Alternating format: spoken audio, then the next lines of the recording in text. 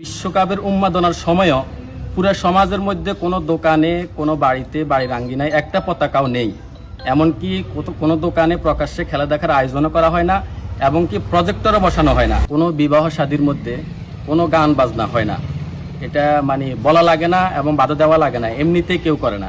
এটি উত্তর পশ্চিম গণিপুর এই সমাজের যে মসজিদটা দেখতেছেন, এটি বাইতুল নূর জামে মসজিদ, দিঘিরপাড় মসজিদ বলে। আমি এই মসজিদের খতিবের দায়িত্ব হিসেবে আছি এবং আমি এই এলাকার সন্তান। তবে আসলে এই সমাজ অন্যান্য সমাজের চেয়ে একটু আলাদা। বিশেষ করে এই সমাজের যুব সমাজ যারা আছে, যুবকরা যারা আছে, এরা ঐক্যবদ্ধ।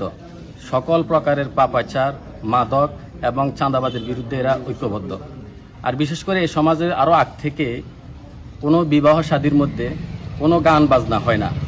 এটা মানে বলা লাগে না এবং বাধা দেওয়া লাগে না, এমনিতেই কেউ করে না। তাছাড়া এই সমাজের মধ্যে এই বিশ্বকাপের উন্মাদনার সময়ও পুরো সমাজের মধ্যে কোনো দোকানে, কোনো বাড়িতে, বাড়ির আঙ্গিনায় একটা পতাকাও নেই। এমনকি কোনো দোকানে প্রকাশ্যে খেলা দেখার আয়োজনও করা হয় না। আর এই সমাজের মধ্যে আলহামদুলিল্লাহ মাদকের বিরুদ্ধে যুব সমাজ যেভাবে অগ্রসর হয়েছে, মাদক প্রায় শূন্যের কোটার কাছাকাছি চলে আসছে।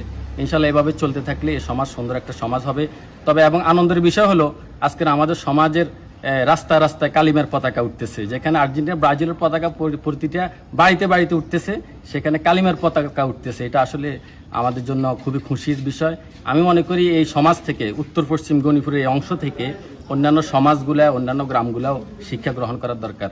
এবং কি এই ক্ষেত্রে মসজিদের খতিবদেরও ভূমিকা রাখা প্রয়োজন। একজন মসজিদের খতিব যদি ভূমিকা রাখে, তাহলে ইনশাআল্লাহ একটা সমাজ সুন্দর ভাবে সাজানো সম্ভব।